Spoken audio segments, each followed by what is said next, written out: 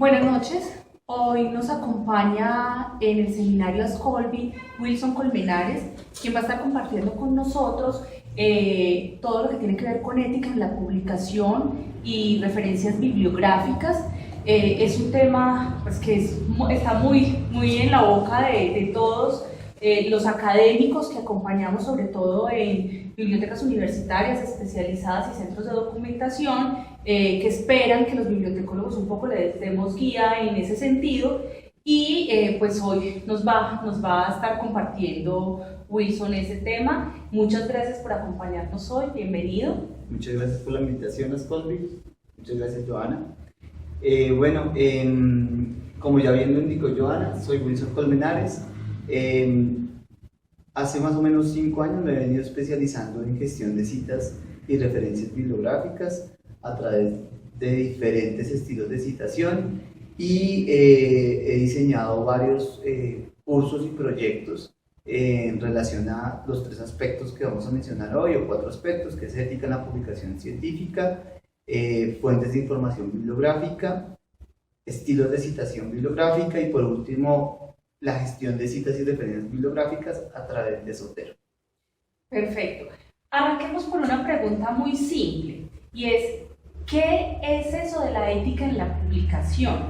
Ok, la ética, como cualquier actividad humana, y en este caso la publicación o escritura científica, requiere de unas prácticas ligadas a unos valores o unos principios que están ligados al comportamiento humano. Esa ética en la publicación científica está regulada a través de unos comités de ética que existen a nivel internacional, que han definido unas prácticas en relación a cómo citar, qué prácticas se deben hacer en relación a la utilización de otras obras en las obras creadas, unas prácticas ligadas a el uso adecuado de las diferentes normatividades en relación a la producción de generación de productos literarios y científicos. Y esta ética entonces está muy ligada a 2 aspectos: a los valores, principios, comportamientos que tiene el autor de una obra o un lector que va a utilizar unos contenidos que no son suyos y los va a utilizar en su proceso de creación o de investigación. Y todo ese comportamiento, digamos que es algo abstracto o algo intangible, se materializa o se controla a través de unas leyes de derechos de autor en cada ciudad, en cada país, ¿sí? Entonces, para el caso colombiano existe una ley de derecho de autor que es la que regula esa parte ética, y la vinculación directa es el derecho de cita. Ok, pero ¿por qué resulta tan importante para la comunidad académica y para los autores en general definir una postura ética al respecto del tema de sus publicaciones? Porque cualquier actividad humana requiere de una regulación interna, o sea, ligada a los valores propios que tenga cualquier autor o cualquier persona que consulte un contenido, y esa postura ética, como es algo subjetivo, y muchas veces uno puede infringir esos principios globales, hay una normatividad que permite regular a través de ciertas reglas de derecho de autor, ¿sí? Entonces, digamos que esa ética se divide en 2 partes. Una a través de una postura propia que toma la persona que va a utilizar unos contenidos, y en dado caso, si transgrede esa postura ética, entra a jugar la diferente normatividad o reglamento en la sociedad que se crea. En este caso existen las leyes de derechos de autor y otras leyes que no son ligadas al derecho de autor, ejemplo, las licencias Creative Commons o otro tipo de licencia que nos dicen cómo usar el contenido que no es nuestro y cómo utilizar ese contenido y cómo compartir el contenido que creamos a través de ese tipo de licencias. Cuando vemos los sistemas de indexación, por ejemplo, de las revistas y de las publicaciones, una de las cosas que resulta más problemática y en la que hacen más énfasis los agregadores son en temas de ética en la publicación. Ese tema, ¿por qué resulta tan complicado para las revistas en general, para los editores asegurar que esa ética se dé, y por qué resulta tan importante para esos indexadores? Es importante en relación a una palabra que aparece en la mayoría de legislación o documentos relacionados con regular el tema de la postura ética o el uso de los contenidos que normalmente consultamos para crear nuevo conocimiento. Y es el tema, una palabra que es muy usada, que es la de autoría, nuevo conocimiento, obras originales, y esa última, que es la originalidad de las obras, marca un aspecto importante en la producción de nuevo conocimiento y es ligado a decir qué es nuevo y en relación a qué se dice que eso es nuevo, sabiendo que todo el contenido que se produce lo producimos ligado a lo que generan otras personas. Entonces es muy difícil y es delicado el tema, es porque la ética tendría que entrar a regular a través de la postura moral del autor y de la legislación, como ya mencioné, ese buen uso de las obras, ¿sí? Y es difícil de regular porque, por esa palabra, de que ese contenido, qué tan original es ese contenido, qué tan nuevo, ¿sí? Es difícil, yo voy a crear una obra, yo para crear esa obra hago un proceso de investigación, defino todo un proceso de investigación y utilizo diferentes fuentes, puede ser primarias, secundarias, y yo utilizo esas fuentes y las incorporo en mi obra. Es difícil mediar hasta dónde llega, entre comillas, lo que se llama buena fe, que usted lo hizo a través de unas buenas prácticas éticas ligadas a principios, comportamientos morales, y hasta dónde usted transgredió esas buenas prácticas y entran a jugar temas delicados como el plagio, el autoplagio, la fragmentación, la producción salami, que es coger varias obras y de una obra hacer varias obras derivadas y usted no citarse, por ejemplo, hacer temas ligados a conflicto de intereses, que están muy ligados a prácticas de quién usted le financió la producción de la obra y si esa financiación que le hizo le generó problemas éticos ligados a que usted, su producto intelectual o su obra, le da cierta favorabilidad a esa institución que lo financió. Entonces va ligado el tema ético, también va muy ligado a la verdad, o sea, qué tan cierto es lo que usted está produciendo en relación a esa originalidad del contenido y en relación a unas prácticas y unos métodos definidos, pues para que lo que acabo de decir, como todo es ligado por seres humanos, los seres humanos hacemos prácticas buenas o malas y ahí tocaría entrar a mirar. Entonces las revistas, el problema con las revistas es que cómo logramos para saber que algo es original, y ahí es donde entran unos sistemas y unos procesos de validación. Por ejemplo, hay una validación a través de software que uno identifica qué tan original es la obra ingresando la obra en sistemas que cotejan en diferentes sistemas y identifican en porcentajes la cantidad de recurrencias o la similitud con otras obras, y entonces le dice, digamos, de 10 hojas, 9 hojas no son suyas, sino son de otros autores. Y el software le dice, mire, esto está en otras obras, pero usted no está citando la fuente, usted está copiando y está incluyendo tal cual, y entonces está mostrando esos contenidos como suyos, cuando no son suyos, son producidos por otras personas. Entonces ahí entra una parte que es la revisión automática. Otra parte que es importante, como no todo se queda en las máquinas o en los sistemas, es la revisión humana, que uno tiene que identificar qué tanto del contenido realmente responde al autor que lo presenta y a otros autores, dependiendo la cantidad del contenido. Ahí entra un concepto que en derecho de autor se menciona como el uso justo de las obras.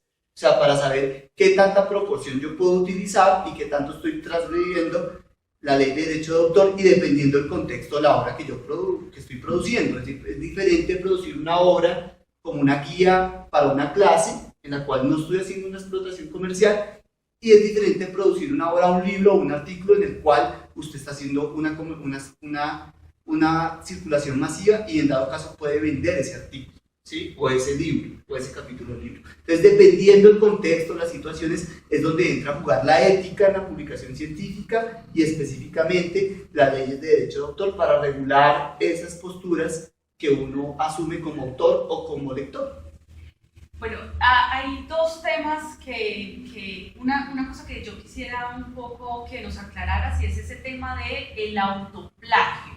Si la obra es mía, ¿cómo podría yo plagiármela si ya me pertenece?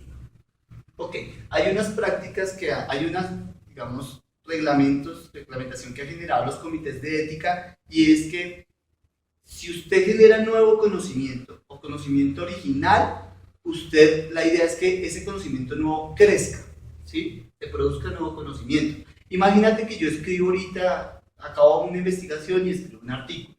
Y de esa investigación puedo sacar 10 artículos o puedo sacar uno, ¿sí? Cuando tú no te autocitas, tú haces autoplagio. Cuando tú haces autoplagio es porque tú no te citas, ¿sí? Entonces, si yo tengo 2 investigaciones, yo tengo que decir que de esta investigación, que ya publiqué un artículo, estoy utilizando para este segundo artículo que estoy haciendo. Si no, entonces lo que estoy haciendo es reencauchando mi producción. Pero ¿sí? también es un vicio en la publicación autocitada. Claro, hay unos límites de autocita, ¿sí? Hay unos límites, hay comités que definen unos límites, porcentajes, hay comités de revistas, hay revistas científicas que definen y castigan mucho la autocita, pero hay otros que también hay un uso justo de la autocita, porque es una buena, o sea, uno no se puede desligar de todo su conocimiento, ¿sí? De todo lo que ha generado, porque la mayoría de investigadores, autores llevan una línea de trabajo, ¿sí? Entonces, lo mínimo que se debe hacer éticamente es autocitarse, pero lo que en algunas ocasiones sucede es que no se autocita, sino que lo que hace es reencauchar o coger esas investigaciones, republicarlas muchas veces y comercializarlas en dado caso, o darlas a producir como si fuera algo nuevo, cuando realmente no es algo nuevo, sino que usted lo presentó de diferentes maneras en diferentes medios de publicación. Bueno, y el otro tema que nos quedaba ahí como un poco en el tintero es, entendemos que efectivamente hay unas posturas éticas y entendemos además que hay una regulación legal para esto. Pero ya metiéndonos un poco en el ámbito de la información, estamos hablando también de un tema que mencionabas hace un rato con relación a los tipos documentales que se usan en la investigación, en la producción de conocimiento, y finalmente que eso nos lleve a unos sistemas de referencias bibliográficas, que finalmente es el instrumento que usamos para aterrizar en terreno la ética. Ok, cuando uno va a producir conocimiento literario, científico, materializado en una obra documental, bibliográfica, uno recurre a diferentes fuentes, ¿sí? Esas fuentes tienen diferentes características y es importante identificar esas características. Es diferente un artículo científico publicado en una revista arbitrada, ¿sí? Con unos estándares de edición, a publicarlo en un blog, o un artículo de blog, a una entrada de blog, o a una revista, en un artículo en una revista de difusión o de comunicación, ¿sí? O un capítulo de libro, o un libro, o una obra de corte de literatura gris, que es aquella que no está normalmente regulada bajo los aspectos editoriales comerciales, sino que es un documento de trabajo que se genera y en cierto momento y no tiene un proceso editorial. Ejemplo, también citar un tweet, ¿sí? Hay diferentes fuentes o únicamente una entrevista, ¿sí? Es importante conocer las diferentes tipologías documentales para poder identificar qué tipo de información yo estoy tomando, qué tipo de información estoy procesando para generar mi obra y cómo yo cito esa fuente para incluirlo en mi obra, ¿sí? Porque recuerden que ahorita en la sociedad que estamos está marcada por algo que regula la mayoría de sistemas están sopesados en algo que es la cita. Los impactos se miden a través de la cantidad de citas que tienen mis productos. Entonces, esos impactos, esas cantidades de citas se basan en unos estándares ligados a cómo yo presento mis obras a través de una cita bibliográfica y cómo esa cita es incorporada por otras obras y el conteo de esas veces que me utilizan o me llaman, hacen esa vocación cuando me citan dentro de una obra, me va dando puntos para llegar a unos rankings de citas, ¿sí? Entonces es fundamental identificar las diferentes obras, tipos de obras, para asimismo incorporarlas en las obras. Ahora hay que tener en cuenta la publicación científica. En la publicación científica es vital tener en cuenta que los artículos, hay publicaciones que piden citar únicamente artículos científicos y no aceptan otras obras. No aceptan literatura gris, no aceptan blogs, sino artículos científicos.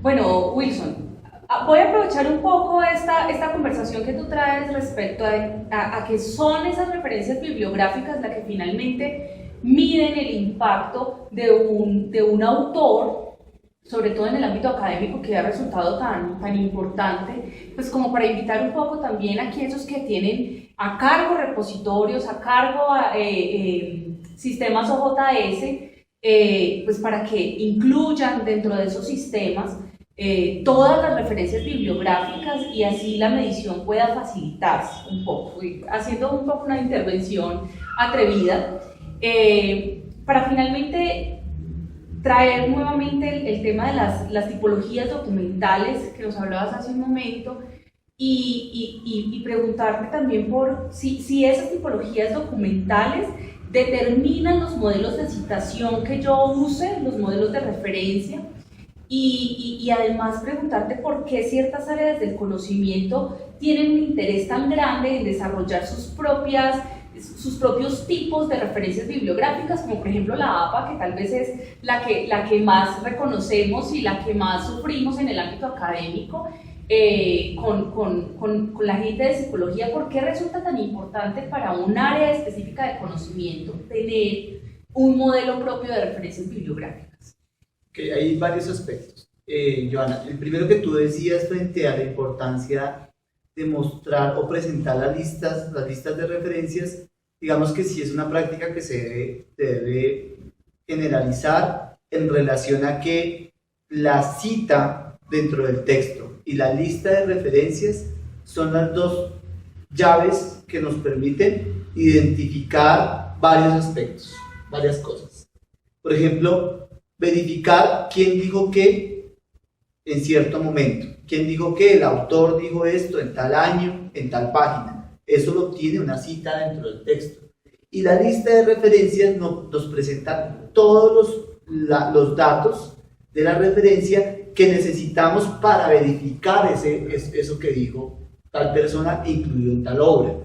Esa lista de referencias nos permite poder verificar qué tan cierto es eso, verificar en qué momento se dijo, hacer estadísticas, verificar datos en relación a qué tantas veces se ha citado. Todo de esto ya lo abarcan campos como la cienciometría, la bibliometría, ¿sí? Y es importante que se incluyan en los diferentes sistemas de una manera adecuada para que los motores de búsqueda recuperen esa información y para que los humanos veamos qué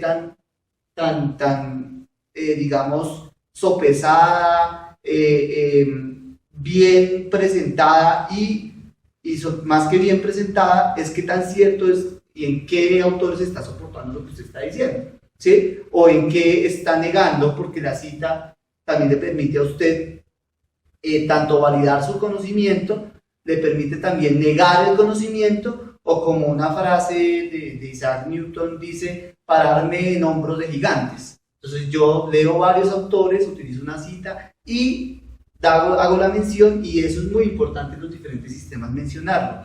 El otro aspecto que mencionas es en relación por qué hay tantos estilos de citación, ¿sí?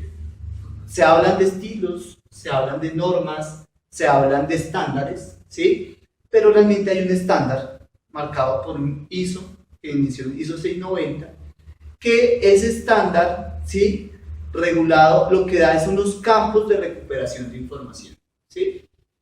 Una referencia bibliográfica lo que te permite a ti es presentar unos campos para recuperar ese conocimiento principal. ¿Quién escribió qué? Un autor, ¿sí? Entonces tú dices que esta persona escribió un o varios autores, ¿sí? Puede ser personal o institucional. El título de la obra, ¿sí? Si es un libro, si es una revista, el tema del editor o la editorial, ¿sí? en la ciudad, las páginas, toda esa información que lo marca un estándar, ¿sí?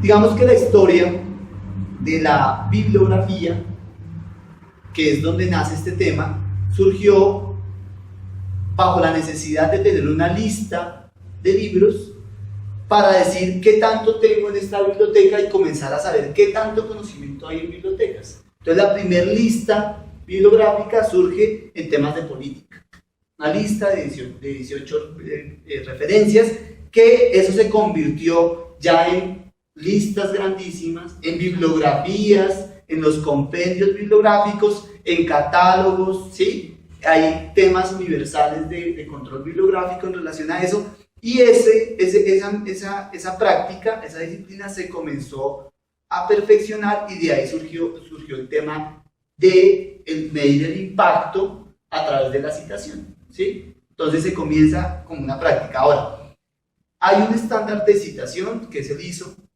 y cada grupo o área de conocimiento crea su propio estilo en relación a que es una necesidad como grupo de investigación o como área de pensamiento, porque está APA, está Chicago, está Vancouver, está IEEE, y si tú ves esas diferentes estilos, que no son estándares, son estilos, ¿sí? Que van teniendo más fuerza dependiendo su trayectoria, ¿sí? Y dependiendo su comunidad, ¿sí? Se va utilizando más, ahora o menos.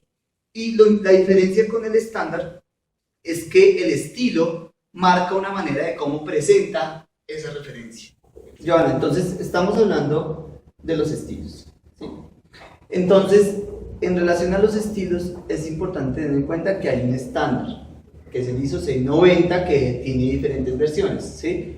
En relación a la inicial. Y los estilos se crean en relación a una necesidad de una comunidad académica de representar su producción académica. Entonces existe el estilo, diferentes tipos de estilos. Está, por ejemplo, APA, está Chicago, está Icontec en el caso colombiano, que para el caso colombiano no es un estándar internacional, ¿sí? Está Vancouver, y si analizamos cada estilo, podemos identificar que va ligado a un área de conocimiento. APA, pues, a la comunidad de psicólogos, IEEE a la comunidad de ingenieros.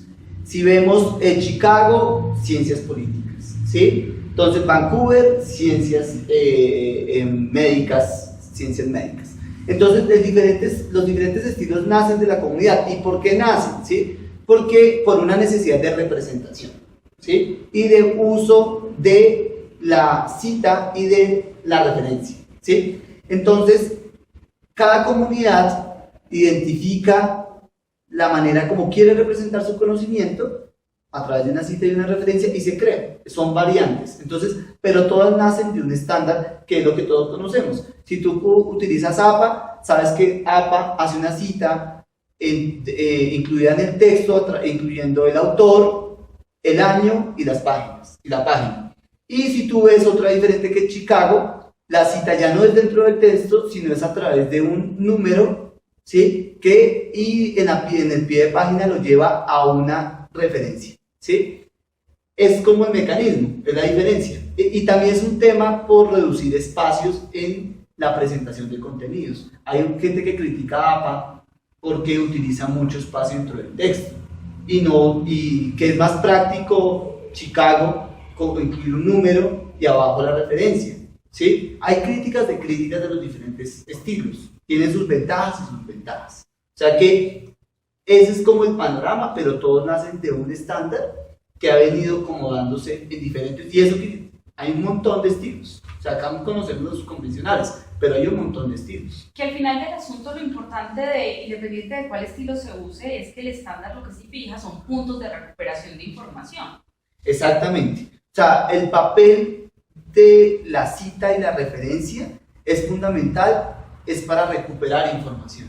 Y esa recuperación de información se hace para confrontar qué tan cierto es lo que se está diciendo, ¿sí? Por eso un punto de valor o de impacto es la cita, ¿sí? Porque si se supone que el conocimiento crece a la luz de lo que tanto lo utilizamos y lo comprobamos y lo confrontamos y hacemos una cantidad de dinámicas, ese punto de comprobación, si yo digo que estoy incluyendo en mi obra fulanito de tal, es porque le estoy dando un valor, puede ser bueno o malo, ¿sí? Por eso es fundamental la cita y la referencia, y para la recuperación y la representación de la producción del mundo, porque la referencia, como lo mencioné en su historia, antes era una lista de 15 libros, ahora son catálogos de listas de referencias, ¿sí? Catálogos, y que tú puedes, y son bases de datos que tú puedes filtrar y jugar con esa información. Que de hecho los convenios bibliográficos por áreas específicas daban buena cuenta del avance de esa área.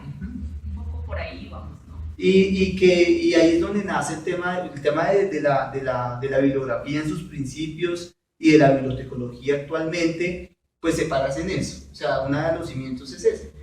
Cualquier biblioteca, cualquier unidad de información tiene que mínimo tener un catálogo, una lista de referencias de lo que tienen a disposición de sus usuarios. Bueno, Wilson, para manejar las referencias bibliográficas, hoy se pueden usar varios gestores bibliográficos. Tú eres ampliamente reconocido por ser parte del movimiento de Zotero y de promover el gestor bibliográfico Zotero. Háblanos un poco de ese tema. Ok. Ya, como tratar de conectar los tres anteriores temas, ya hablamos de una postura ética en relación al uso de las fuentes y de cómo accedo, cómo utilizo las fuentes desde una postura ética y en relación al derecho de autor. Después de hablar del uso de las fuentes, de las diferentes tipologías de fuentes, nos permite después pensar que si utilizamos diferentes fuentes, ya hablamos de estilos de citación o un estándar de citación para poder utilizar esos diferentes tipologías documentales, utilizar un estilo de citación, y todo hasta allí es algo conceptual y unas prácticas que se pueden hacer manuales. Cuando ya hablamos de volúmenes de información, de escribir textos en relación a que yo tengo que hacer eficiente mi trabajo y tengo que dedicarme a lo más importante, que es investigar, crear conocimiento, el manejo de esas fuentes se tiene que hacer más eficiente, y ahí es donde entran los gestores de referencias bibliográficas.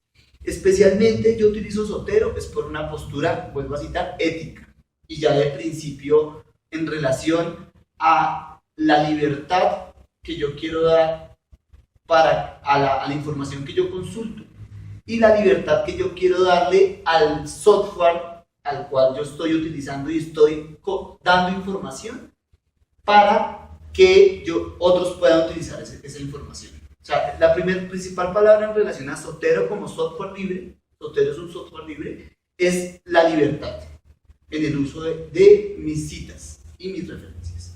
Otra palabra importante allí es la soberanía. ¿Soberanía en relación a qué?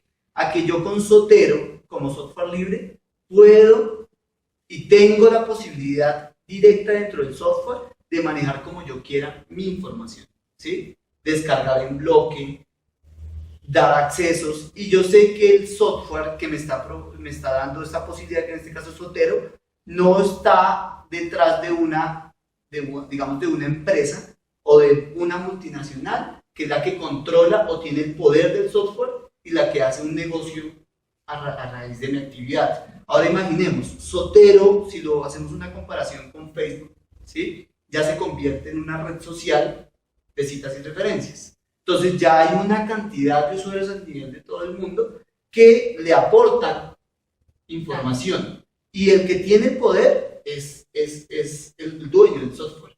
La ventaja con Zotero es que es un software libre. La empresa, perdón, no es una empresa, es una universidad y es un grupo de personas que es de comunidad de software que ha contribuido con el desarrollo. O sea que Zotero no es dueño de una empresa como tal, no es explotado por una empresa como tal, hay unos servicios que se pagan, pero es para sostener el sistema. Entonces yo trabajo Zotero en virtud a eso, a la libertad, soberanía, acceso al conocimiento, ¿sí? A través de eso, y no depender del software, ¿sí? Bueno, Wilson, hay un tema que siempre es una pregunta sistemática en el seminario ya, y es ¿cómo tiene este tema que ver con la bibliotecología? ¿Cómo tiene esto que ver con el gremio de los bibliotecólogos? ¿Cómo nosotros tenemos una responsabilidad ahí. ¿Cómo lo ves? Ok. Es fundamental. Hay una palabra que me gustaría incluir en este momento y es integridad académica. ¿Sí? Cómo la bibliotecología como disciplina y cómo el gremio le contribuye a las instituciones académicas de diferente tipo, porque acá lo estamos entrando en un tema de publicación científica, pero esto se puede trabajar en diferentes instituciones, pero para el caso de la institución académica es importante la palabra integridad. ¿Integridad en relación a qué? A conceptos como verdad, como rigor de trabajo, como qué tanto lo que usted está mostrando como conocimiento desde las instituciones académicas realmente responden a unas buenas prácticas, para no hablar de estándares, unas buenas prácticas. Y si lo aterrizamos en algo tan simple que para muchas personas puede ser simple, pero si usted ya con una trascendencia más local o más rigurosa ve la cita y la referencia, es la moneda de cambio, digámoslo con una palabra no, digamos, una moneda más coloquial de cómo se representa el conocimiento, ¿sí? Y cómo se materializa y cómo se comercializa, ¿sí? Que infortunadamente el conocimiento se ha entrado en un tema de comercialización, pero esa es la dinámica del mundo. ¿Cómo? O se circula, o se accede al conocimiento. Si lo vemos así y lo vemos desde la bibliotecología, ahí entrarían varios aspectos para contribuir a esa integridad, ¿sí? Entonces hay un papel fundamental de la bibliotecología como disciplina y de las bibliotecas ya como institución, y es el tema de la neutralidad, ¿sí? Y la neutralidad en relación a que sin importar quién necesite el conocimiento, no debe dar acceso a ese conocimiento. Y lo mínimo que una institución como una biblioteca o un bibliotecólogo debe apoyar es a una referencia, dar una referencia, saber hacer una referencia, ¿sí? Y el papel de una referencia, por eso digo que muchas veces se ve de manera peyorativa o simple o práctica o algo funcional, pero la referencia como tal es un dato, es una síntesis de muchas cosas, ¿sí? Entonces, ahí es donde entra la bibliotecología. Y nosotros como bibliotecólogos somos los llamados, ¿sí? Porque como ya mencioné, en la historia esto nace de la bibliografía. Las primeras listas de bibliografías surgieron en bibliotecas y surgieron de la necesidad de tener unas listas de qué tenemos en estas instituciones, llamemos bibliotecas, de cantidad de materiales. Y sobre todo porque gente necesitaba saber qué tanto se había producido escrito para poder trabajar sobre ello. Entonces, es fundamental. De aquí quiero rescatar la importancia de la integridad académica y cómo nosotros los bibliotecólogos podemos contribuir en esa integridad académica. Recordaba yo el seminario del mes de julio, que la bibliotecóloga Paola Ramírez nos decía: la biblioteca es una institución democrática. Y como institución democrática lo que tiene que hacer es asegurar el acceso al conocimiento. Un poco en esa línea también, como la bibliografía, un poco en el ejercicio de permitir que ese bien o esa misión máxima de la biblioteca se dé. Ahora, perdóname ahí para incluir a lo que dices, hay otro elemento fundamental en la bibliografía o en la función del bibliotecólogo, y es el tema de la normalización o el control bibliográfico, ¿sí? Entonces, el tema del control bibliográfico, si tenemos instituciones como bibliotecarias, la función del bibliotecólogo es poder tener una buena gestión de esos recursos de información, llámense libros, videos, revistas, mapas, ¿sí? El eslabón, el punto de uso es la referencia. Tú en catálogos tienes referencias, ¿sí? En listas tienes referencias. Si te piden cuántos títulos, volúmenes tienes, en sí tú te estás dando un dato de una referencia. Entonces, eso se separa o se argumenta en relación a estándares y control, ¿sí?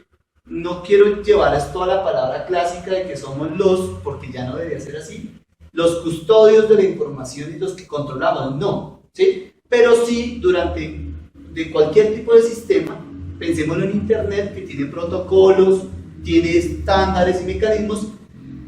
El bibliotecólogo, la bibliotecología también tiene funciones importantes y son la espina dorsal, y es en relación a la representación del conocimiento y cómo yo represento y genero mecanismos de representación para que la sociedad utilice ese conocimiento. Entonces, ahí es donde la función del bibliotecólogo tiene un papel fundamental, porque podemos tener todo el conocimiento del mundo, pero si no hay unos mecanismos de uso de ese conocimiento, de gestión de ese conocimiento, podemos volver a crear la rueda muchas veces, y ahí es donde entran palabras más complejas de gestión del conocimiento, cosas como esas, que si no manejamos desde principios básicos como la bibliografía, ¿sí?, no vamos a tener realmente una bibliotecología con unos pilares, que la bibliografía son esos pilares. ¿Cómo ves tú el tema específico de la bibliografía, el tema específico de la ética en la publicación y este apoyo que sin duda damos desde nuestro quehacer diario en los programas de formación en general? Es fundamental. Yo siento que por eso tú me haces una pregunta inicialmente y era frente al tema de la ética y qué tanto y por qué era tan complejo manejarlo. Y es que como infortunadamente la producción de conocimiento se volvió una moneda de cambio, ¿sí? Entonces hay conocimiento, la mayoría del conocimiento se transforma en dinero, ¿sí?, en puntos para unos docentes, por cantidad de artículos producidos, y digamos que esa variable económica debe ser regulada a través de unos mecanismos. Digamos que las escuelas de bibliotecología y cualquier programa de formación debería tener unas bases mínimas para decirle a sus estudiantes cómo utilizar el conocimiento. Ahora bien, sabiendo, va a sonar a cliché, pero estamos hablando de una sociedad informacional, ¿sí? Una sociedad que se media por el conocimiento. O sea, antes lo que generaba dinero era la tierra, ¿sí?, en el feudalismo. Ahorita lo que genera, después de la era industrial, ahorita es la información y el conocimiento. Y los que más están generando, los que aparecen en los rankings de ricos en el mundo, ya no son empresas ligadas a la tierra, sino son empresas como Google, Facebook, Amazon, ¿sí?, que lo que hacen es trabajar en virtud de la información y el conocimiento. Entonces, si hay una formación académica en cualquier aspecto, debería estar mediada por esto que estamos hablando el día de hoy, principios éticos. Oiga, si usted produjo eso y lo hizo con cosas que no son suyas, mencione, porque es respeto, es respetar al otro, ¿sí? Ahora bien, si usted no sabe eso, utilice las leyes de autor y sepa que es un derecho de cita, que es el mínima, es una excepción a la ley, pero yo tengo que hacerla en una medida justa. Y ahora el uso de las fuentes. Todo programa de formación le enseñará a usted qué es una colección de referencia, qué es una enciclopedia, qué es un diccionario y qué encuentran esas obras y cómo hacer uso. Y ahora en esta era que estamos, cómo citar un tweet, porque instituciones, el Estado ahora se comunica a través de tweet, ¿sí? Y por último, manejar estilos de citación, porque como bien ya lo mencioné, usted cae la ética, cae el derecho de autor, pero tiene que conocer unos mecanismos de cómo comparte o representa esa información, y ya por último, cómo lo utiliza de manera eficiente. Ya no está bien que un programa que no le enseña a sus estudiantes a hacer una lista de referencias con unas prácticas mínimas. Utilice un software, cualquiera, hay varios, ¿sí? Aquí hablo Zotero por lo que acabo de mencionarles. Pero si estamos en un mundo mediado por el conocimiento, usted ya no debería estar haciendo listas de referencias a mano. No debería estar haciendo citas a mano, debería estar haciendo uso de esos sistemas para hacer más eficiente y práctico la gestión y usted dedicarse a producir conocimiento y validar que lo que otros están produciendo es cierto, está bien hecho, todo lo que hemos hablado. Muy bien, esto de todas maneras es para todas las áreas del conocimiento, no solamente para estudiantes de bibliotecología, y creo que además le da más fuerza a ese sueño nuestro del control bibliográfico universal. Pues Wilson, muchas gracias por acompañarnos al seminario, gracias por compartir todo este conocimiento que sé que llevas años ya trabajando. Esperamos tenerte de nuevo, creo que hay varios temas que podríamos abordar contigo y pues nada, gracias a todos por acompañarnos esta noche. Espero que por supuesto nos sigan en el seminario y les aproveche todo lo que hemos conversado. Ok, muchas gracias a ti por la invitación y muchas gracias a todos por escuchar.